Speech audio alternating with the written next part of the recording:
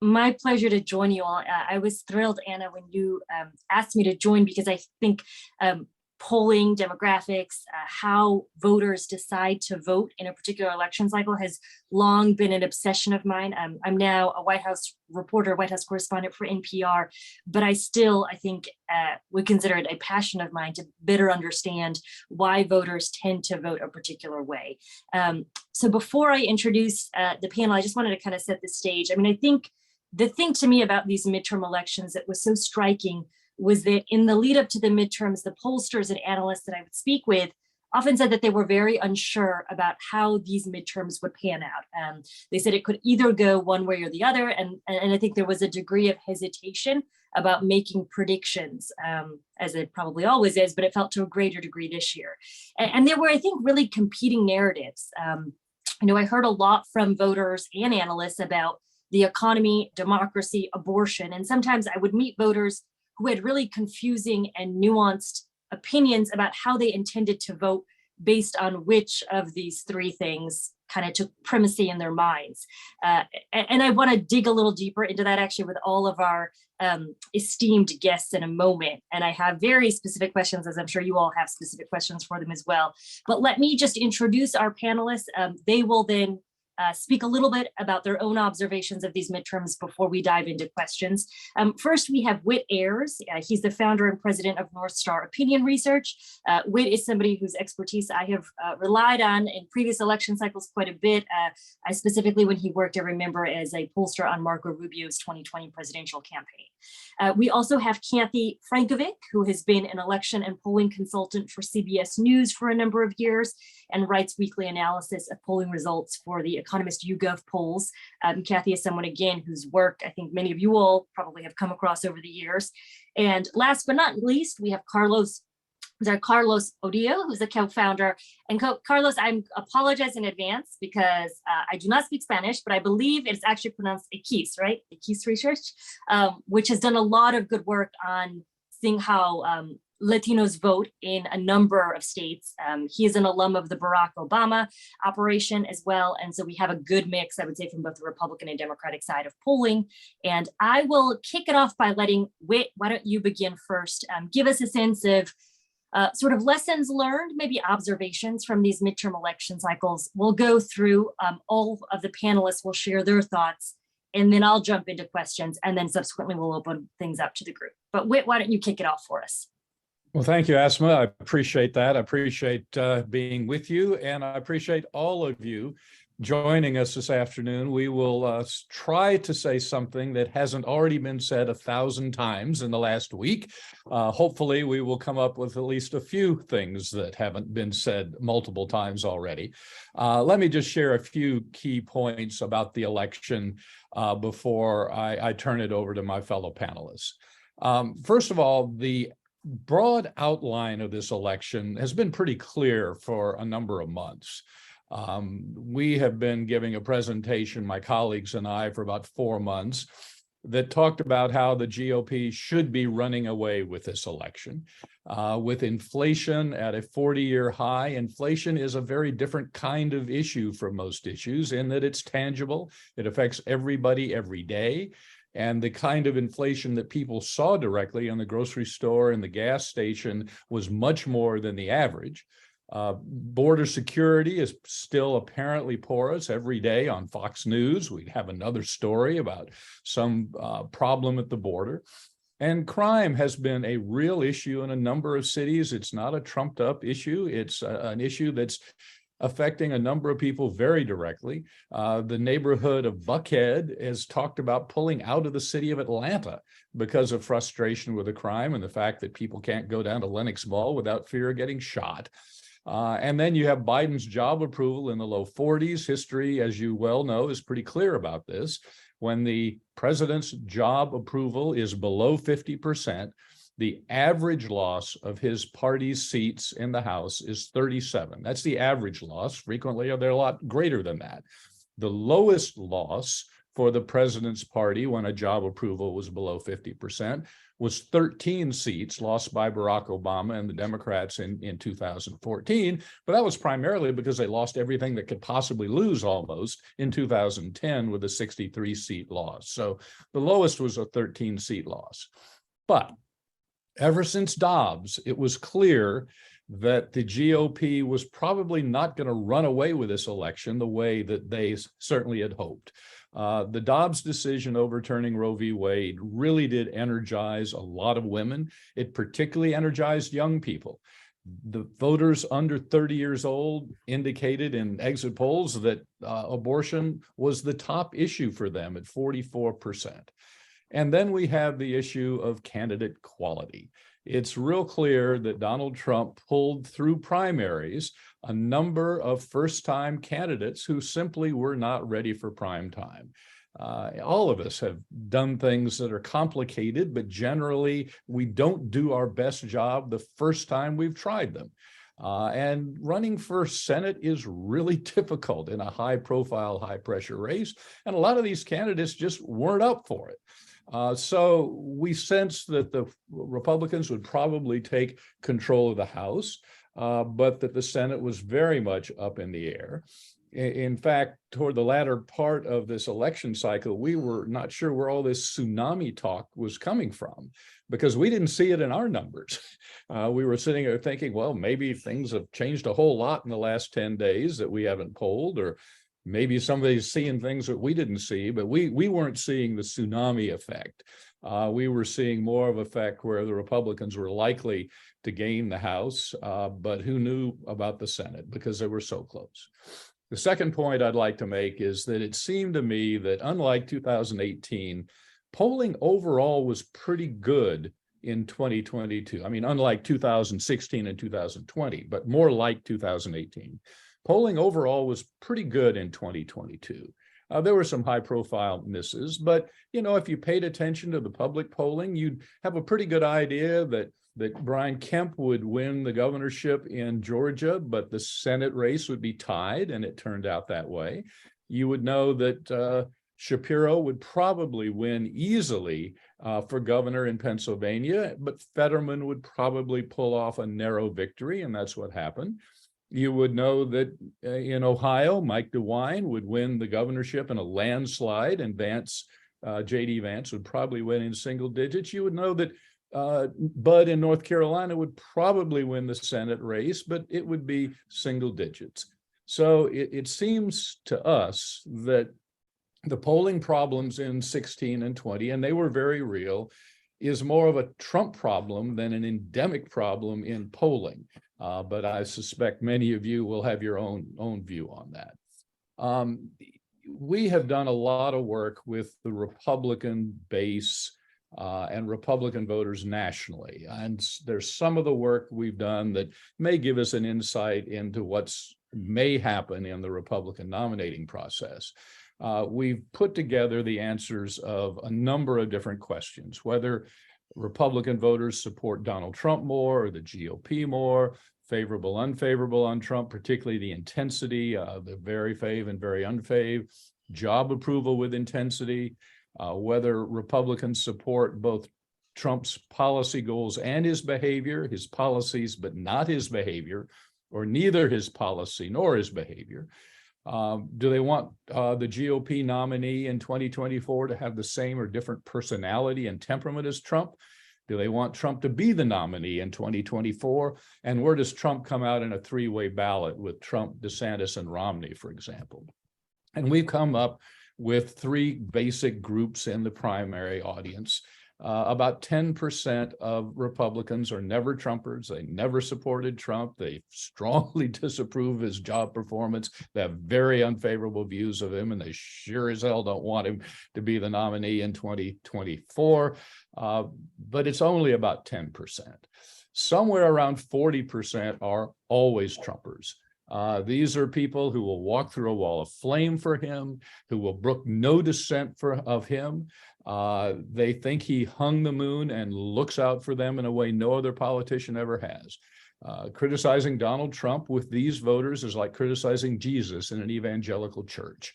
You know, it's not going to change Jesus's reputation at all, but it'll sure trash the reputation of anybody who challenges him or criticizes him. And the same with Trump critics with this crowd.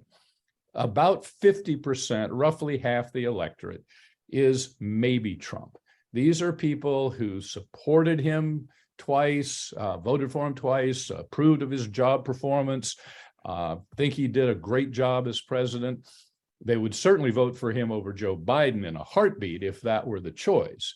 But they're just not sure they want to go back to all the drama, all the controversy, all the tension that was created by Trump between siblings, between spouses sometimes, within families and within friendships. And so they're open to somebody else. They're open to support somebody else if they think they can get somebody else who will do what they want without all the drama. And so I think that was the lay of the land back in the summer. I'm dying to get some good data after Trump's announcement tonight that would update those numbers and see if that 10-40-50 division actually holds. But we're going to have to wait and get some good numbers after that. A final point on turnout. President Biden famously called the Georgia election law Jim Crow 2.0. The Georgia turnout in 2018 was about 3.9 million. That was a record. It looks like today the Georgia turnout is going to reach almost 4 million. That is even a little greater than 2019. The Georgia turnout was higher than in New York, in Delaware, or in Massachusetts. So I think the Jim Crow 2.0 was more than an exaggeration. I think it was a bit of demagoguery from the president. And I think going forward, we need to be a little more circumspect about labeling a law Jim Crow 2.0. So those are my comments. Let me throw it back to Asma, and we'll take the next panelist. Great. Thank you so much, Whit. I really appreciate that. And Kathy, do you want to go next for us? Sure, I could certainly do that. Thank you so much. I was grateful to hear you talk about how your experience in talking with pollsters and how concerned everyone was and how worried they were and how unsure they were about what was going to happen. People who know me know that I love to talk about polling history. And in fact, I'm going to talk about polling history here because I saw another time when this happened. Martha, if you could bring up the first slide, please. This will be part one of my presentation. This is the Gallup presidential trial heats in 1948. And as you can see, the green line is Thomas Dewey, and he does very well and consistently very well ahead of Harry Truman. This is 1948. You all know that that was not what happened in the presidential election. And for the Gallup poll and other pollsters, Democrats were underrepresented. And they had been underrepresented in 1944 as well. So while in 1948, you had the experience of Life magazine actually putting a picture of Thomas Dewey in their magazine before the election, 2 weeks before the election, and labeling it our next president. The next election was one where people just didn't quite know how to deal with data. The next slide, please, Martha. Thank you. In 1952, this is the Gallup poll, the trend of the poll based on registered voters, Adlai Stevenson versus Republican Dwight D. Eisenhower. What's striking about it is that up until the very end, according to this, Eisenhower had a very comfortable lead, a very comfortable margin. At the tail end, Gallup added, I'm not sure you can see that because it's covered over by images on my screen, but at the tail end, Gallup switched to likely voters and put the election in doubt. Put Eisenhower's election in doubt by saying 51% for Eisenhower, 49% for Stevenson. And, you know, the media took this lead and actually wrote about the election through much of the fall as if it was, well, I guess I'd say as if it was undecided, as if you couldn't tell who was leading. The Minneapolis Star-Tribune on November the 3rd, 1952, had a story where the Gallup poll reported a 47% to 40% lead for Eisenhower and headlined the story, "Final Gallup Poll, Election in Doubt." This is the sort of unsureness about polling that I think we saw this time round as well. Before the election, everyone was aware of the problems of 2020 and 2016. There was a sense that, oh, maybe Democrats were overrepresented, Republicans were not overrepresented. You can take this slide off, Martha, thank you. And so consequently, there was a little unsureness, actually quite a lot of unsureness, but it all went in one direction. It was the notion that Whit spoke to earlier of lots of people assuming the Republican Party would do exceptionally well in this election. There would be a large gain in the House. There could very well be a takeover in the Senate. And consequently, what happens on election night, or shall I say election week, what happened on election week was that that scenario did not occur. And we had very close elections, and Democrats retaining the Senate and not losing anywhere near the number of seats as people thought they might. It's certainly the case that polling method decisions were being made because of the issues with polls in 2020 and 2016. But I think it's probably worth saying something mildly negative about media coverage. The news media, journalists like to have single issue explanations for what's happening. I was at CBS News for 32 years. I think I can say that. And so we had and reporting on major events all the way through. Yes, Biden's poor approval rating. Then the Dobbs decision came down. And yes, abortion was going to matter a lot. And then maybe it wouldn't matter a lot, and we would have the economy dominating, and we would have inflation as the major determining factor. It's and the media, this is not surprising, that close-ish elections were probably seen more as leaning for the Republican. And I leaning GOP, yeah, sure thing. I mean, if you looked at this being carried to extreme, let's talk about Carrie Lake in Arizona. The Atlantic called her the leading lady. The Guardian wrote about her as the new face of MAGA. Rich Lowry in Politico said, well, she would have to be considered the favorite to become Donald Trump's vice presidential pick in 2024. But, you know, we really should give the voters some credit. It's never, well, it's hardly ever just one thing that makes a difference. On election day, while 9 in 10 of the 38% of those who described the state of the economy as poor voted for the Republicans, half of those who said it was not so good voted Democratic. And nearly a quarter called the economy good or excellent. These were mostly Democrats, of course. So the issue landscape was the GOP issues of crime, inflation, immigration. More than half of Republicans chose them. And the Democratic issues, abortion and guns. More than a third of Democratic voters chose them. And there was crossover as well. About 1 in 4 of those naming inflation and immigration voted Democratic, 41% citing crime did.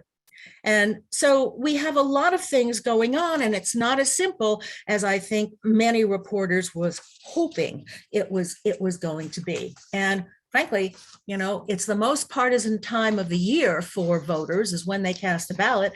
And we shouldn't be surprised that more than 40% of voters thought the Democrats would do a better job handling inflation. Martha, could you put up the third graph? This is not just about what happened, but this is about what do elections mean. Everybody talked about democracy, and this is and about 2/3 of Democrats, Republicans, slightly different margins, believed American democracy was under threat. And this is an Economist YouGov poll conducted the weekend before the election. And the question what followed up was, well, why is it under threat? How is it under threat? And this is what people said. They said people, number one, but Republicans focusing on Democrats, Democrats focusing on the election, less so Republicans and Trump, and Republicans talking about the government, talking about Biden, talking about a whole lot of other things. So you have people focused on this is a problem. They talk about it in terms of being people who are doing it, usually the people on the other side, not always. The US News and The Economist did the same thing, almost exactly the same question after the election. And that's on the next slide. This is who or what's threatening American democracy. And again, nearly as many people, slightly fewer, said that the American democracy was under threat. And what's interesting is what did the election do? The election took Democrats to focus on Trump and the Republicans and MAGA and deniers. The Republicans continued to be talking about the Democrats and the Democratic Party. As you can see, those are huge on these two word clouds. I think this is an important thing. Martha, you can take the slides off now. Thank you. I think this is an important thing. This is something that we have to deal with, that we will continue to deal with, and it's going to be utterly fascinating to see how Americans review this election in the polls that come out this week or the next week. Thank you. Right, thank you, Kathy. And Carlos, you will be our final panel speaker. Go ahead. Okay, thank you. And I'm not a pollster. I just play one on Twitter. But I have incredible admiration for the science and craft of public opinion, and so I'm honored to be on with Kathy and Whit and all of you. At ECIS, our focus specifically is filling in gaps in the understanding and engagement of Latino voters. So I'm here to talk about a subset of the population. I'll say I do approach it as kind of a Trojan horse. It is studying a part of the electorate as a way to understand the whole in terms of how we measure. If you are not capturing the preferences of this subset of the electorate, then you're not actually capturing the American electorate, right? Our main polling project, and what I'm leaning on here is a state level polls in 10 battleground states. It's around 22,000 interviews we've done since December 2021 through October 2022. It's a combination of, we do have in-house analysis and some data collection. We also work on our time series with a series of pollsters from EMC, Normington Pets, GBAO, Target Smart, and Searchlight. And I'll say all of our state polls are multimodal. Some combination of phones and online, whether that's text to web, email to web, online panels. We still use phones, and I think we will sync with the ship of live dials because we're conscious of who gets left behind in the shift to online, especially foreign-born Latino voters. It's not just Spanish speakers, right? You might prefer to take. You might be okay taking the interview in English, but you just see foreign-born being underrepresented across all kind of online methodologies. And if you're going to do a poll of Florida and you don't do phones, then you're likely going to miss older Cuban Republicans, and you're going to get a much more Dem-leaning sample. Whit knows about all of these challenges well, given that he's done a lot of Latino polling over the years. So we do some combination that differs by states. So I'm going to tell you what we know about Latino voters in the midterms right now, which is like this much of the whole story. So it is a preview, and what we don't know yet. And some reflections on what I think that means for polling. I have some charts. If the spirit moves me, I'll put some of them up as I talk about this. But this is going to be a snapshot. I'll say, look, what we know. Obviously, Election Day is always a banner day for broken clocks. If you're consistent enough in your model of the world, eventually you'll be right. We're trying to get kind of a level deeper, not just in terms of what happened now, but what it means for 2024 and the party coalitions in 2024. The question of the election when it comes to Latinos was, you had Trump winning roughly 3 in 10 Latino voters in 2016. That ends up being closer to 4 in 10 in 2020. Which in a hyper-polarized electorate where everyone's chosen their corners feels seismic, right? That doesn't sound huge, but actually is huge in the context of the American electorate today. And the question for this midterms was, would that level of support, the shift toward Trump, would that persist, reverse, or increase? And it was apparent from our polling early on, there wouldn't be a rebound for Democrats. That was just off the table. The question was it going to be a decline for Democrats from those 2020 levels, or would there be stability from 2020? And the reality is there isn't fully a consistent story, but I think there is a pattern that is coming together in some ways. Here's my attempt at the quickest possible. This is like the shortest possible version. There were essentially three proving grounds for the GOP's Hispanic theory in 2022: Florida, Texas, and the Southwest, and Mountain West. And they passed one with flying colors and failed the others.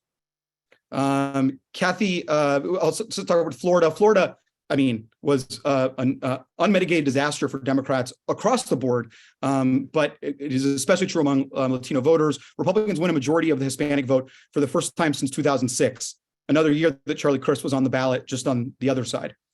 And there's a pretty consistent story that is told about that. You can look at precinct data in Miami-Dade County, and you just see how the more Hispanic a precinct gets, the more separation there is from past performance for Democrats, led to Republicans winning Miami-Dade County for the first time in a long time, something that was considered unthinkable during the Obama era.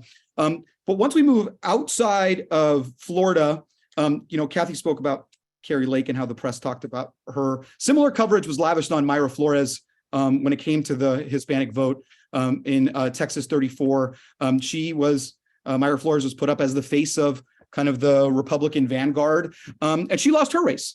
And there were others in her cohort, like Yesley Vega, running against Abigail Spanberger in Virginia 7, who also lost. And so a lot of these kind of lights and symbols of this Republican resurgence among Latino voters lost. And Texas was, I think, a place where there was expectations that it'd go the other way. I'll say, I thought that we were seeing a more aggressive realignment in South Texas and specifically in the Rio Grande Valley, when in reality, I think we saw a little bit of a rebound, not all the way to previous levels, but a little more of a reversion to the mean. Beto doing fairly well down there, and Cuellar in Texas 28 doing even better. And then you go, and here, you know what, I will share a slide while I talk. You go out to Nevada and Arizona. And Nevada and Arizona were really important for all of this, because this is where both parties were really contesting for the Latino vote. And if there were going to be real Republican gains from 2020, that's where you'd see them. And I said, I'd be the first one to say it if you were seeing an improvement over where we were in 2020. In reality, I think where we are right now is more a picture of stability. This is just majority Hispanic precincts in Maricopa County, and essentially Kelly matching his 2020 performance. Hobbs not that far off behind, even though there was a difference and some ticket splitting in the state, and yet still obviously not at the levels of 2018. So you're seeing stability to 2020, no rebound to 2018. I think that is a fairly consistent story. Nevada, I would at this point give my left limb for Clark County precinct data, so we can see how Las Vegas performed. I think it's a little bit unclear at this point. I wouldn't go on exit polling yet, but I think it's fair to say that Laxalt did not get the levels of Hispanic performance that Republicans were hoping for there as well. And, I also like to talk about Mark Kelly because I love this slide. This is all of our polling among Hispanic voters in Arizona, starting in summer of 2019 when we first named Mark Kelly. And the man just never budged. It didn't matter what was happening around him. All the other fundamentals were going up and down. But among Latino voters, Mark Kelly was a picture of resilience. And I think the question was, would there be a dent in this? And there wasn't. And I think there is something you've said about candidate quality. There's something said about kind of campaigns and the nonstop campaign that's been run in Arizona for the last, I guess we're now on 3.5 years of it, 4 years. In Nevada, this was Senator Cortez Masto, and Nevada was a really hard situation. If there was one place where I thought outside of Florida, there would be further slippage, it would be here. And yet, Senator Cortez Masto was running in a very aggressive campaign, was outperforming generic ballot throughout the cycle. So I don't want to dwell on any of this, just to say, as you spot check in the rest of the country, what I'd say is you had shifts. But whereas in Florida, the shifts could be measured in yards, elsewhere is a matter of inches. Fetterman outperforms Biden in Philly's most Latino precincts. not at the levels of 2018, but outperforms Biden, despite all the talk about crime in Philadelphia. But Mandela Barnes in Wisconsin underperforms Biden in Milwaukee. And so you have these inches of shifts in one direction or the other. I'll just shift from there to ask sort of the larger question that I get asked a lot, which is like, are Latinos swing voters? And what these results say for that. And I'll say that the answer is definitely yes. And also the answer is definitely no. In that Latinos are more reliably Democratic than most groups in the electorate. And at the same time, they are less partisan than a traditional base group. Support for Democrats has not been static. This was from battleground polling that we did looking across Senate, Gov, and the congressional ballot. And you had, a good 42%, this is just battlegrounds, national would be higher among Democrats, who were solid Democrats all the way through. That's not a pure majority. At the same time, you had about a third of Latinos who were strong GOP all the way aboard. In the middle, people were undecided or ticket splitting. And the reality is there is a significant share of the Latino vote who's not quite up for grabs. I wouldn't say that, but is certainly persuadable. Given the right campaigns and the right environment, I thought there was the right environment for Republicans this time. Clearly, though, Latinos were looking over at the alternative, and despite their discontent with Democrats, weren't buying what the Republicans were selling this time around. I will say, just generally, historic zoom out, that the reality is there are peaks and valleys in Hispanic support for Democrats. I think it is premature to say we're in the midst of a trend. Two elections does not a trend make. We had a very high level of Democratic support from 2006 for like a decade that had been defined by those immigration fights of 2006, 2007. We don't have that anymore. So now we're in a new era where the party brands will be defined along other lines, if at all. So I'll stop there. Just saying, stability is as good as Democrats could expect in 2020. They're still stuck in the 2020 moment. That said, for Republicans, no Republican would be satisfied with these levels of support going forward. I think, Whit, you just tell me if I'm wrong. That said, there are also definitely warning signs for Democrats. Nowhere did Democrats rebound to 2018 levels. It took a great deal of toil and treasure to fight to stability with Latino voters. Right now, Democrats should be celebrating. Latinos helped deliver, save the Senate, but tomorrow should start putting in the work to strengthen this coalition for 2024 election and forward. And happy in the Q&A to talk more about the polling itself and any methodological questions. Certainly have thoughts on that. Great. Thank you all to all of our panelists. I'm going to kick it off with a few questions that I have, but I was going to say there is a chat. So for all of you all listening, please chime in with questions in the chat and I'll get some help on the back end to sift through it. And we will get to some of your questions as well.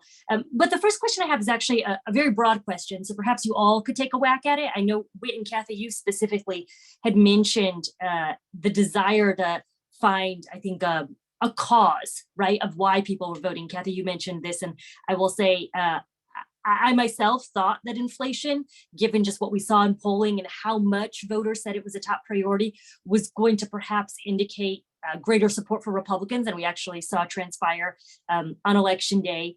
But if I could throw a question out to both, to let's say all of you, and you all can chime in, but let's start there with Whit. I mean, is it possible to tease out at all places or races or ways or reasons, let's say, why voters perhaps were voting on the economy versus democracy or abortion? Because again, I do think that even if voters said, and Kathy, you hinted at this, perhaps there are voters who ultimately voted for, X candidate, they were concerned about rising prices. They were also concerned about democracy or abortion.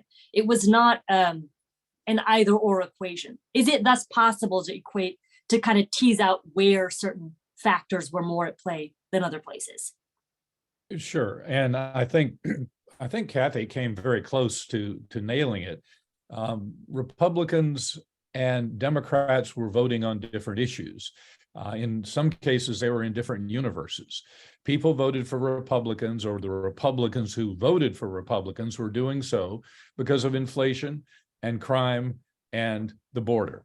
And Democrats were voting for Democrats because of inflation, democracy, and abortion.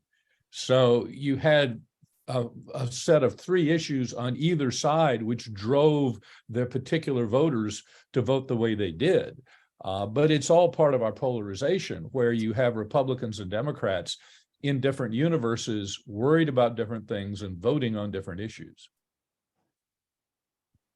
Kathy, you want to chime in? Oh, go ahead. Yeah, Whit's absolutely right. I mean, this is a case where you have different issues, and that's probably almost always been the case. Much of the time that is the case in terms of the issues that people cite.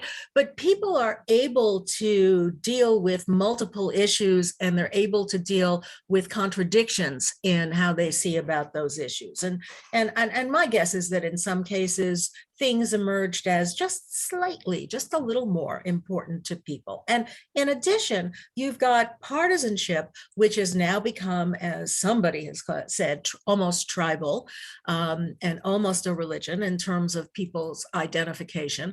And so you're going to see a lot of this in terms of that prism, in terms of seeing it through a partisan lens. And there's no time that you're more likely to be partisan than when you cast a vote for somebody. Otherwise, you're just sort of floating around thinking, oh, am I a Democrat? Oh, am I a Republican? And pollsters find different answers depending on the content of a survey sometimes.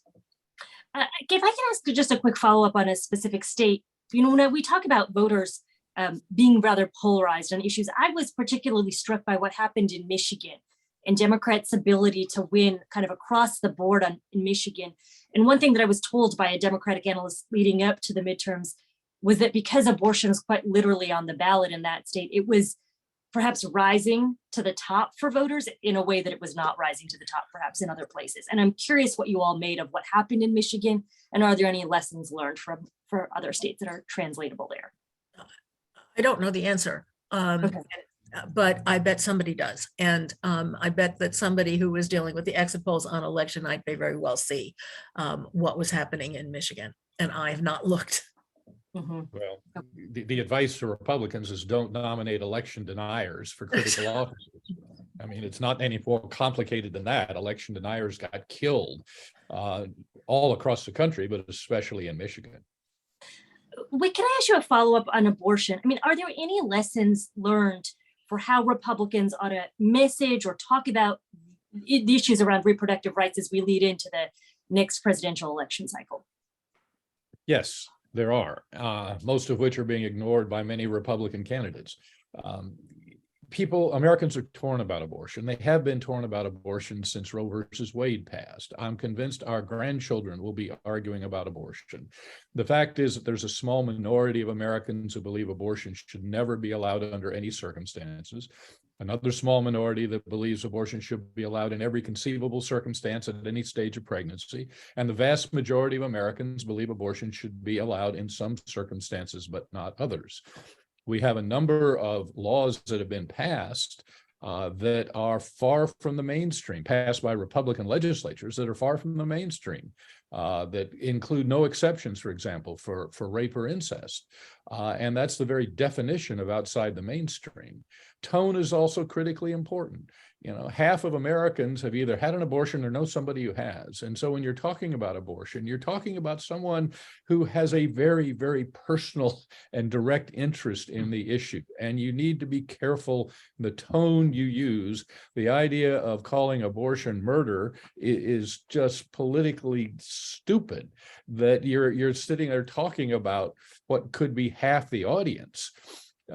So it's really important for Republicans, I think all elected officials, but especially Republicans, to establish a mainstream position on abortion and then talk about the issue with a measure of sensitivity, realizing how personal that issue is to so many millions of Americans.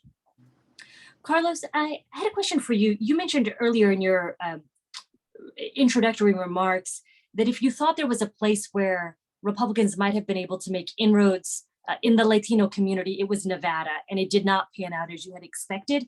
Can you dive a little deeper and explain that? Was it because of kind of the higher than average inflation rates in Nevada? What were you meaning by that?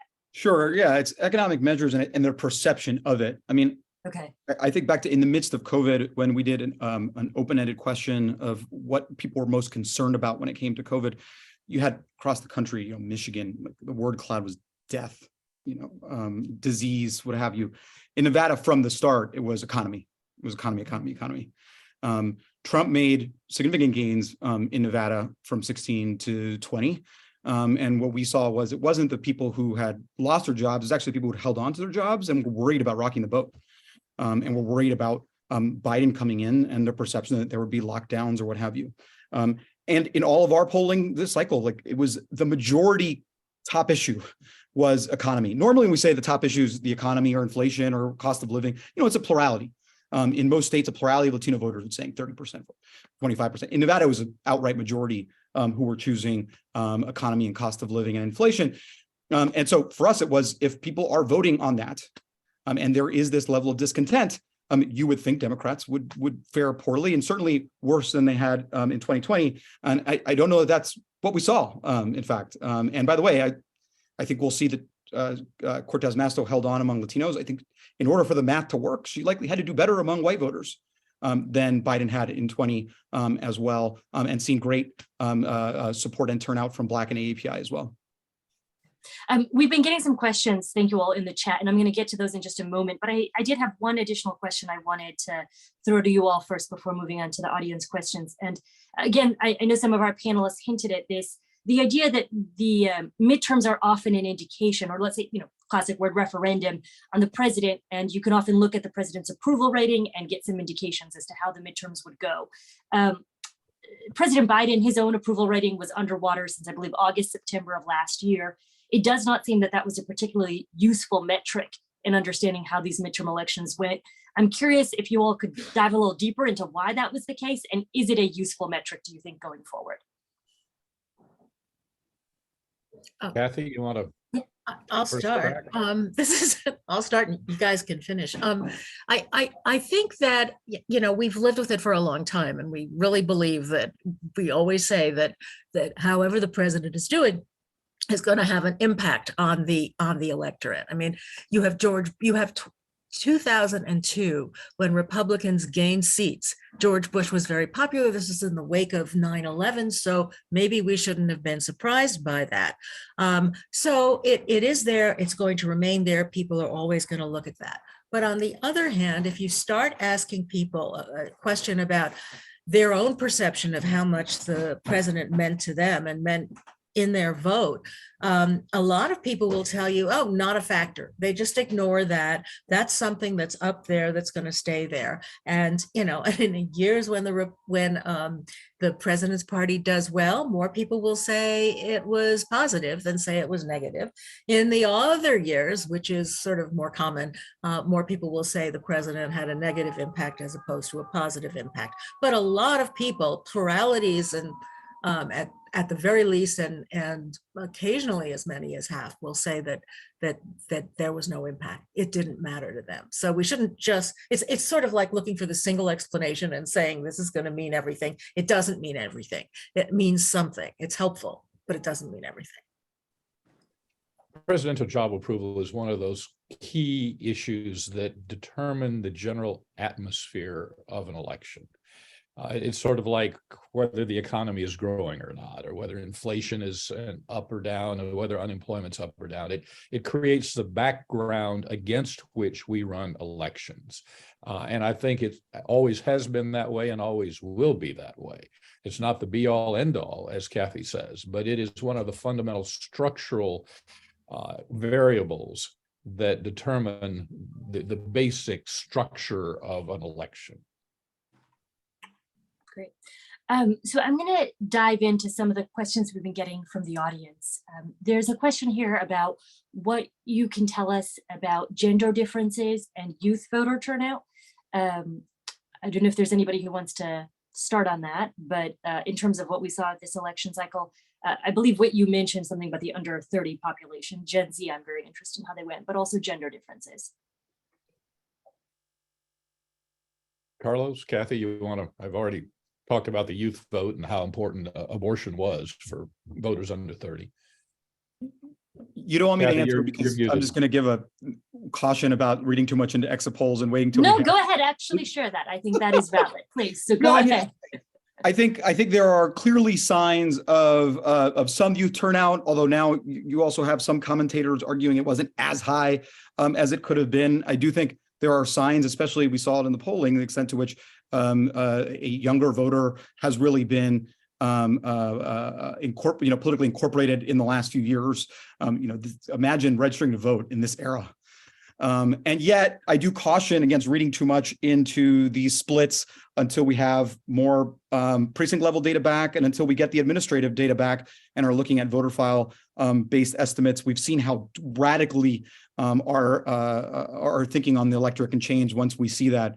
And so I didn't comment too much on subgroup just because I think there's still much more to determine. We still have how many votes to count in California? So I just a word of caution on reading too much into any of those shifts right now. I mean, I would just say that we now have a consistent pattern that's gone back quite a long time in terms of the differences between men and women in terms of their vote, and also in terms of their partisanship. This is something that we first noticed in 1980. It's kind of gone up and down, but the last few elections have been clearly gender.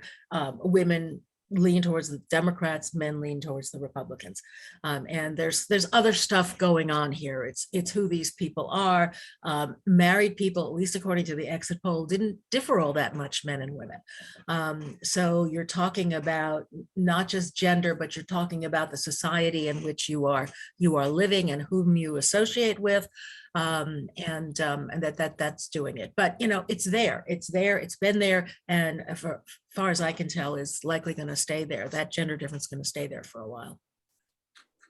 I realized, Carlos, you had given us a bit of caution about interpreting exit polls, vote cast results as well. Someone did have a question here about this, so I will throw it to the crowd.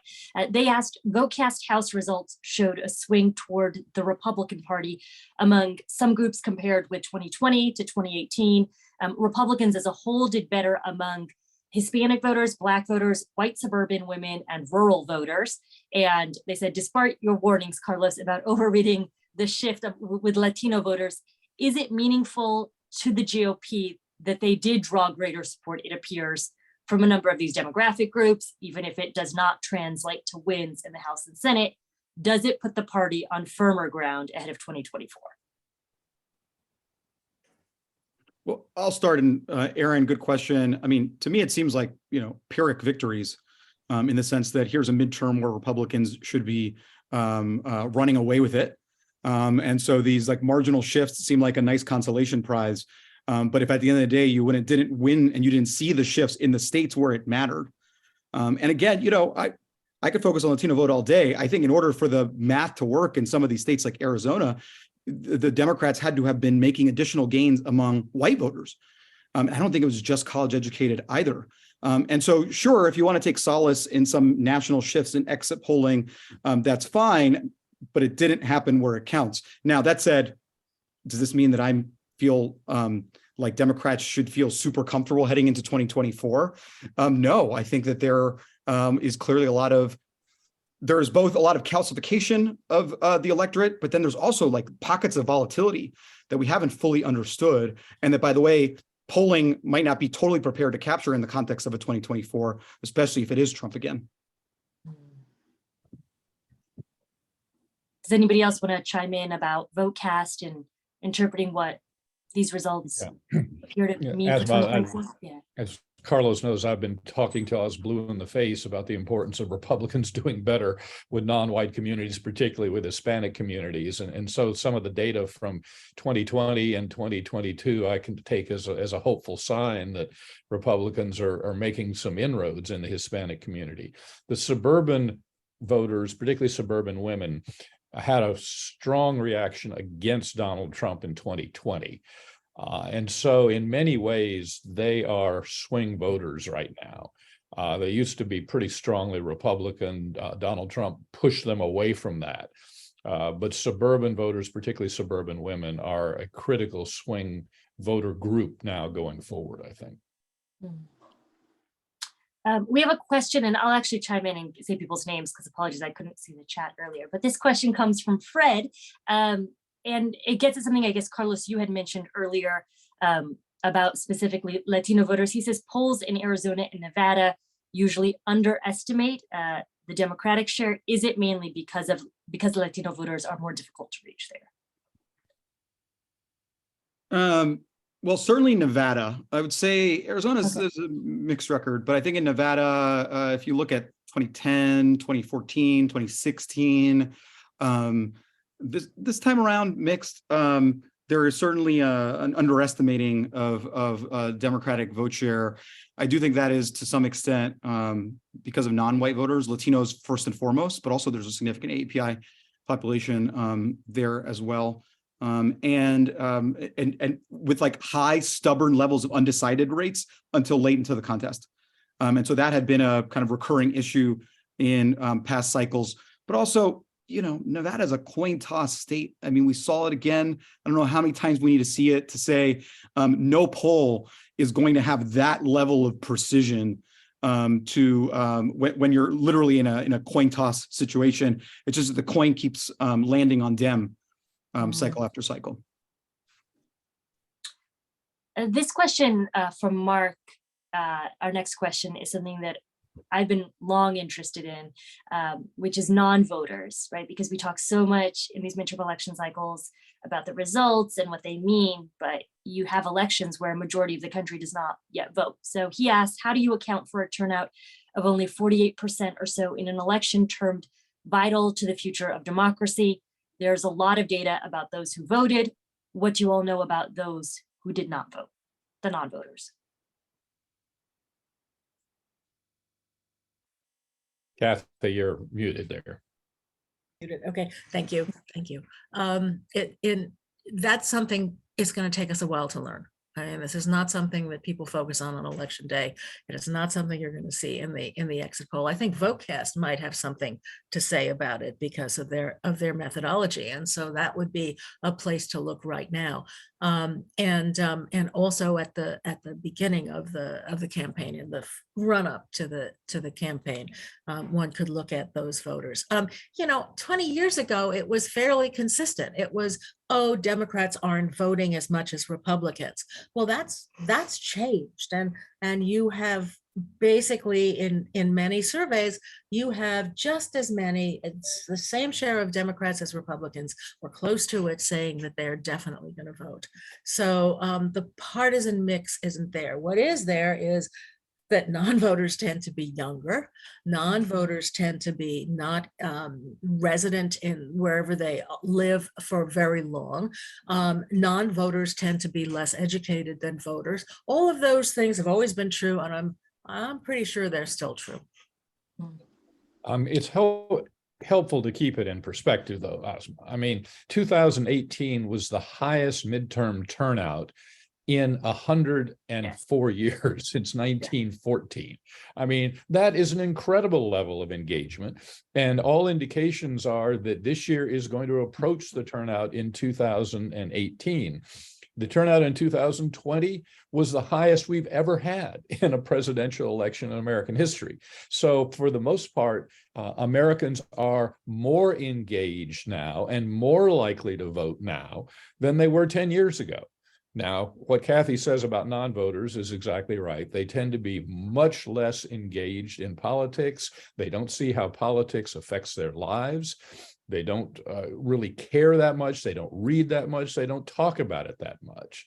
And they're just not particularly interested in politics. There's for years, people have said, if we could just get 10% of the non-voters on our side, we'd win every election. And that's true. And I can't tell you how difficult it is to engage non-voters. Donald Trump succeeded in doing that on both sides in a way that few other people have in American political history. So it is very, very difficult to get non-voters engaged. And let's give credit in some way to our political leaders in the course of the last 5 or 6 or 7 years, because they've managed to do that in a way that we haven't done before, at least in our lifetimes. If I may, I have a personal example of this. I have a cousin who has refused to register to vote because he doesn't want to get called for jury duty. All of those excuses that you hear. He proudly told me in 2016 that he registered to vote for the first time. I don't think it was to vote for Hillary Clinton, but it really, it's absolutely true. Donald Trump did in fact mobilize certain people who had never voted before, who finally felt as if they could and should. Yep. Yes, you're right. And speaking of Trump, I actually want to go to a question I had on my list. You know, Whit, you were speaking earlier about kind of dividing out the GOP electorate and understanding who are the never Trumpers, the sort of maybe Trumpers, et cetera, given that we are expecting an announcement from the former president that he is likely to re-enter and run again for president. I am curious to the degree that we should extrapolate anything that happened from these midterm elections to how Republicans, and let's say more specifically, I'm sort of hypothesizing here, but how Republicans would, or let me say how a Donald Trump candidacy may go again. Let me say, take it that way. Is there sort of broader lessons at all that we can take from the midterm election results that might indicate? So I think you had given us, I think, a breakdown of the GOP electorate. I'm kind of curious more broadly on Donald Trump's chances, given essentially where we saw the midterms go. And also, you know, the fact that you hinted at this, some of his own the candidate preferences he had did not seem to be particularly successful on Tuesday night. There's no question that Donald Trump is weaker today than he was a week ago. The question is how much weaker. He has taken a huge hit on the Republican losses. Most Republicans have blamed him for the fact that the gains were not greater in the House and that we did not gain the Senate. So he clearly has taken a major hit here. But he's got his core of supporters that aren't going anywhere.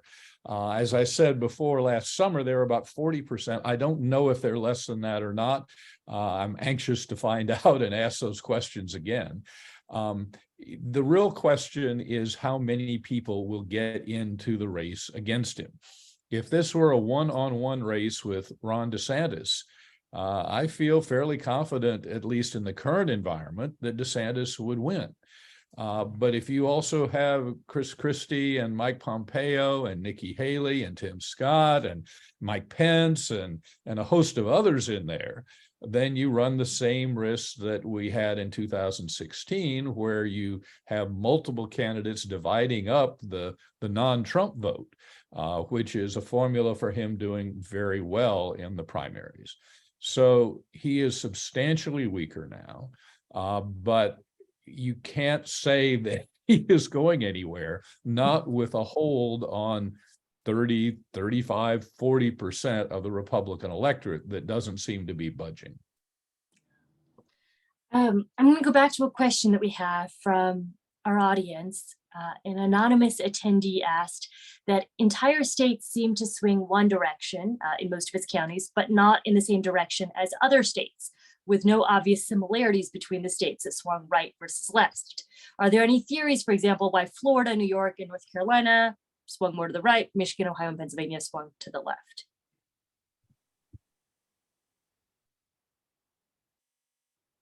I think North Carolina is a little more muddled, I will say. But yes, go ahead if anyone has thoughts. Carlos, were you going to say something? Go ahead, Whit. No. We're talking about changes compared to the previous election. So North Carolina or New York moving more Republican is from a very Democratic base. If you're looking at similarities among states, it's states that are culturally similar, culturally more conservative, that tend to all vote the same way, and culturally more liberal tend to vote the same way. And then you've got swing states like Michigan and Pennsylvania and Wisconsin that are on a knife's edge and go one way or the other by a few thousand votes, and then they pick the president.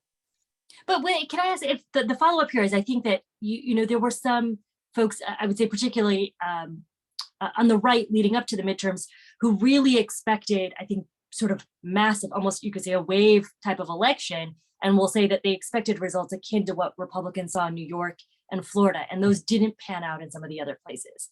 And is there a reason why Florida and New York seem to go very well for Republicans, a couple of other states as well, but not some of the other states? The reason Florida went really well is that Ron DeSantis is a very popular governor, and Marco Rubio was a very popular senator, and they managed to bridge the racial divide that separates so many other state electorates.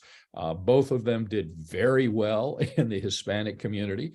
And Marco Rubio's done very well in the Florida Hispanic community for his entire career, but also very well in the white community. So you had two very popular politicians at the head of the ticket who did very well and pulled some other Republicans along with them. And I think that's the basic explanation for Florida. I will let someone else speak to New York, who knows it better than I do.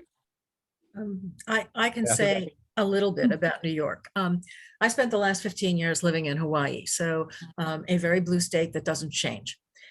We're back in New York, and 15 years ago, I would not have seen any political advertising on television in New York City. None. It wasn't worth it. It wasn't worth it to be advertising for a House candidate, a state Senate candidate, a county candidate.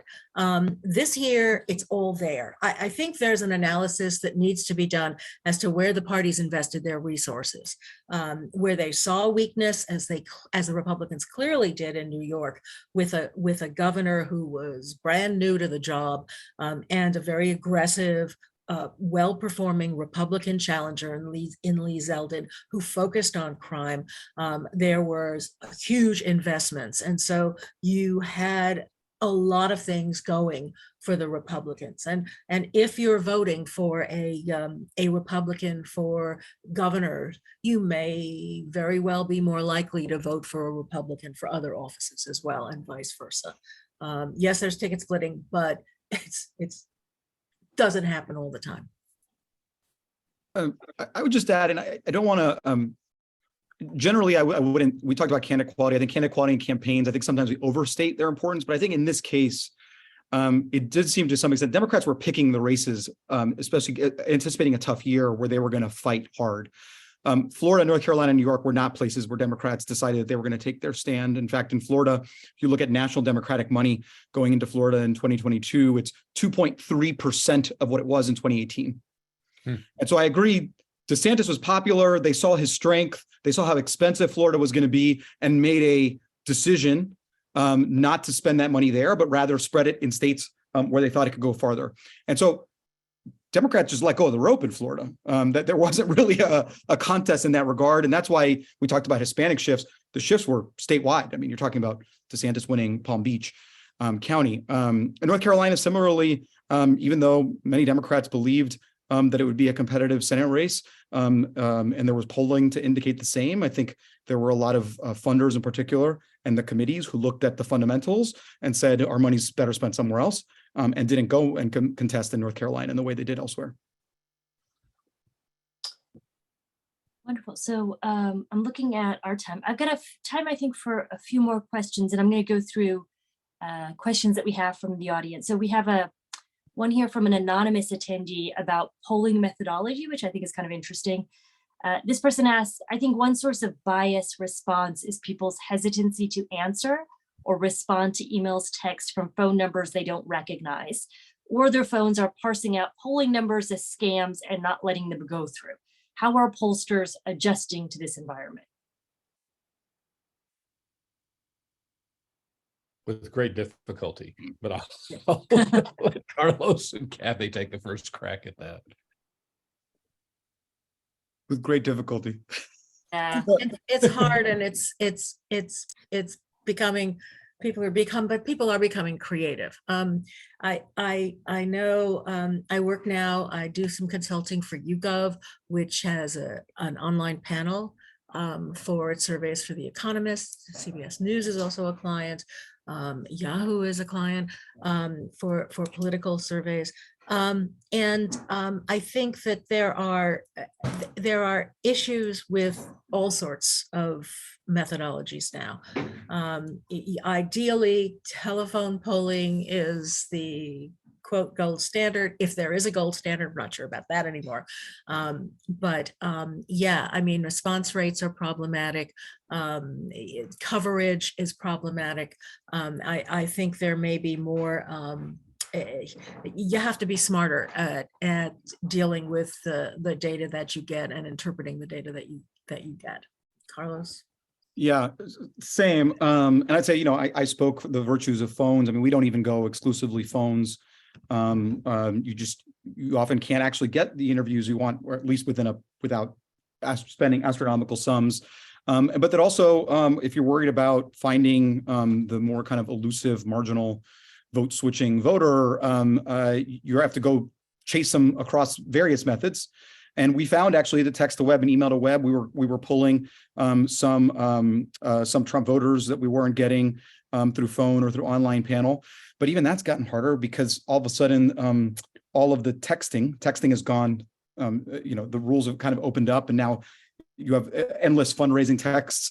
And so while you had enough of a constraint before where text to web seemed unique, I now worry that response rates there are going to suffer as well. But as Kathy said, you kind of patch it together and you're creative in what you do, both on the data collection side and in the weighting, and that you're factoring it alongside other considerations like the fundamentals.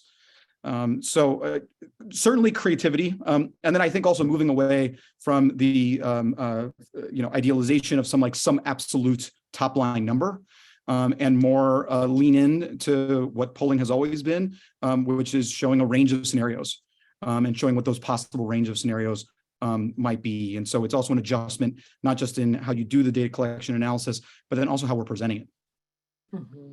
I think all pollsters are trying to figure out any possible way to get reasonable, verifiable data. You're going to get some combination of online or text to web.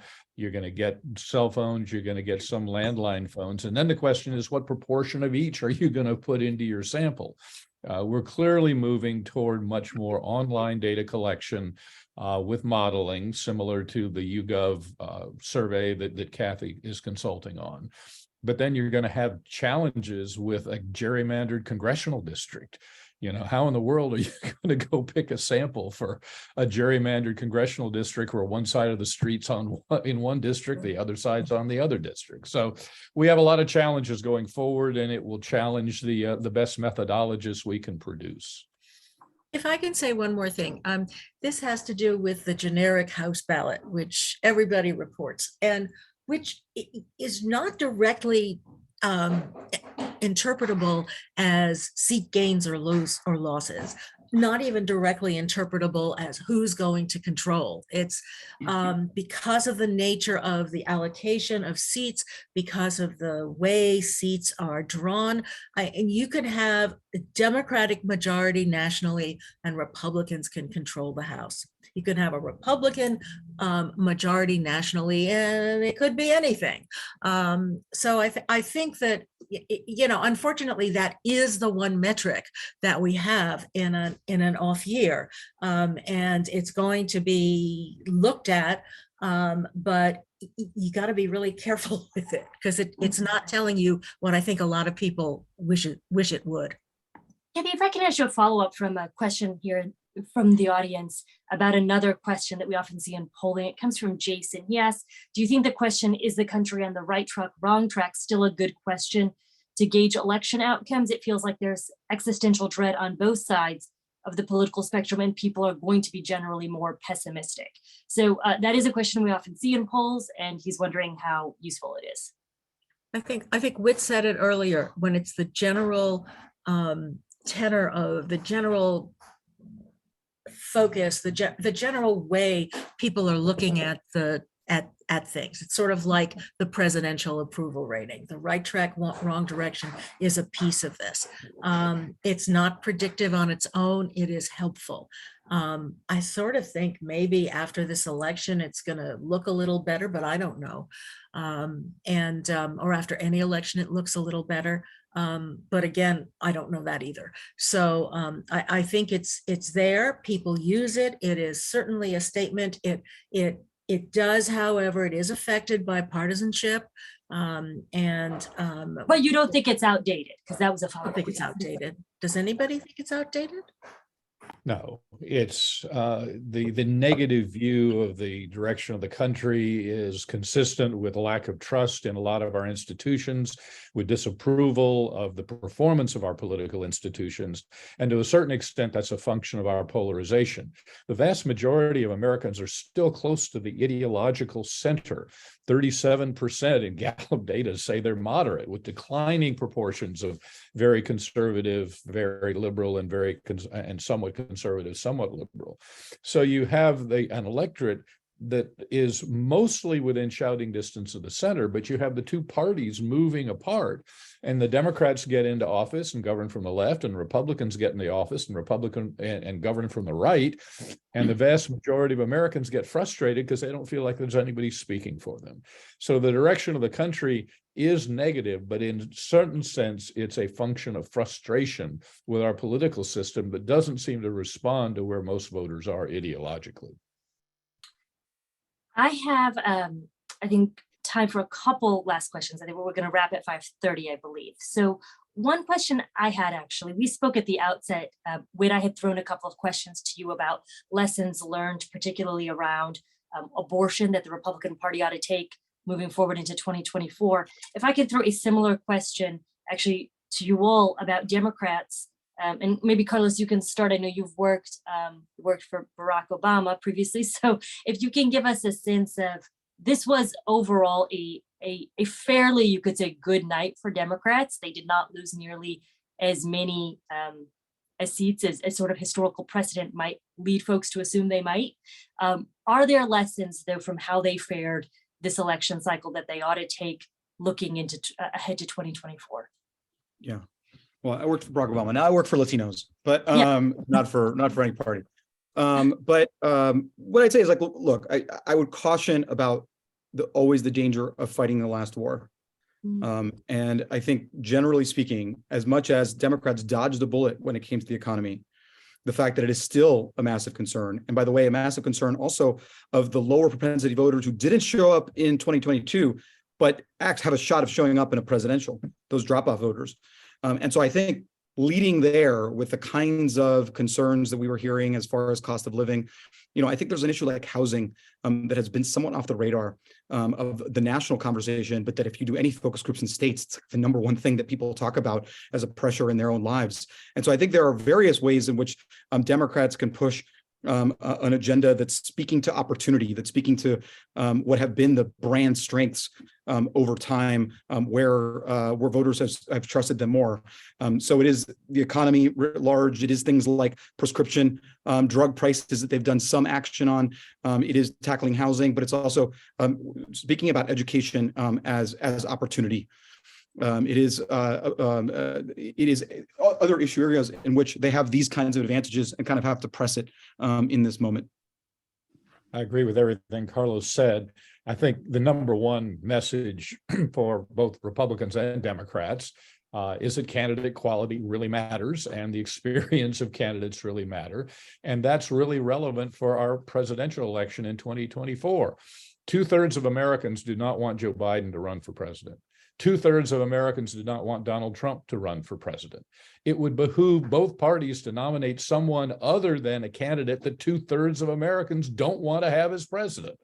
So I think that's a good lesson going forward for the next 2 years as well. I'm going to add one more lesson, and that is that the folks who've been elected have just gone through an election. They've gone through a campaign. They've actually met voters. They've actually talked to voters. They presumably have learned something about the people in their constituency. And if they can take this and think about that when they're in Washington or in the State House, that's probably a good thing for government. Right. We, I think, can wrap there unless anybody has some final last questions, but I feel like we have had a very hearty discussion on a whole bunch of topics. I'm still not really sure what this all means for 2024 and what it may mean for a future Donald Trump presidential run, as we may see this evening, but it was a very rich discussion. So thank you all. Well, thank you, Aspen. Thank everybody for joining us. Appreciate it. Thanks all. I'd like to thank the panel and especially our moderator, Asma Khalid. If you like this program, I recommend that you check out her podcast, the NPR Politics podcast, and her work on NPR as a White House correspondent. The program, the recording of this program will be available on the DC-AAPOR YouTube page, as well as the Roper Center YouTube page. Also wanted to thank Susan Pincus, who helped with this program and is the face in the gallery. And if any of you have been watching on gallery view, that's the additional face. And what else? And the dinner is Thursday night, and there's still some tickets available. You can check it out on our website. So again, thank you all, and thank you all very much for coming. Good night. Good night. Night.